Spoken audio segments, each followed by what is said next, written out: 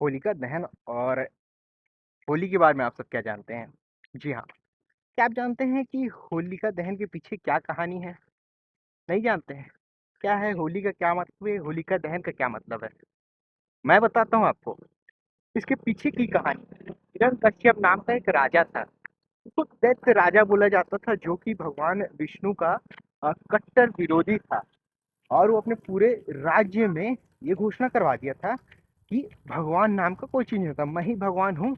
तुम मेरी बस पूजा करो, सत्य भगवान और किसी की पूजा मत करो, सिर्फ मेरी पूजा करो। और इतना उसको ये आशीर्वाद यानी ये वरदान मिला हुआ था कि ना उसको जीव मार सकता है, ना कोई मनुष्य मार सकता है, ना उसे रात में मारा जा सकता है, ना दिन में मारा जा सकता है। यानी कोई उसे मार ही नहीं सकता। और उसी के पुत्र का नाम था प्रहलाद।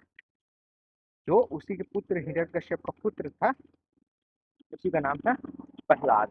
और जो प्रहलाद जी थे, जो उनका पुत्र था, वो भगवान विष्णु का सच्चा भक्त था। सच्चा भक्त, एकदम सच्चा भक्त। वो अपने पिता यानी राजा के खिलाफ जाकर भगवान की भक्ति करता था।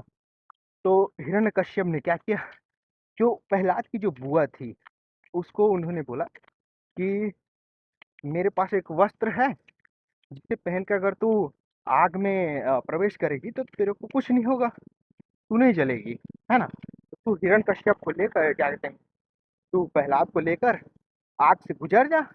तेरे को तो कुछ होगा नहीं, क्योंकि तू तो वो ऐसे वस्त्र से ढके रहेगी जिससे आग तेरे को छू नहीं पाएगा। तो मान्यता यह है कि जब उसकी बुआ अपने भतीजे को लेकर आग में गई, तो हुआ ये कि उसके ऊपर जो कपड़ा था वो उड़कर उसके भतीजे के ऊपर चले गया। और जो उसकी बुआ थी, वो उसी आग में जलकर भस्म हो गई। यानी कि समझे क्या है कि सत्ता मेरे यानी जो मेरे अपने गलत कर रहे हैं, ठीक है, और समाज गलत कर रहा है, उससे कोई मतलब नहीं है। मेरा एक क्लियर है कि मैं सही की तरफ रहूंगा हमेशा। यानी जो सत्य है, जो सही है, मैं उसी के तरफ हमेशा रहूंगा। कोई लाख बुरा चाहे, लेकिन कोई लाख बुरा करना चाहे, करवाना चाहे, मैं उसके तरफ कभी नहीं झुकूंगा। ये होलिका दहन की कहानी के पीछे का उद्देश्य।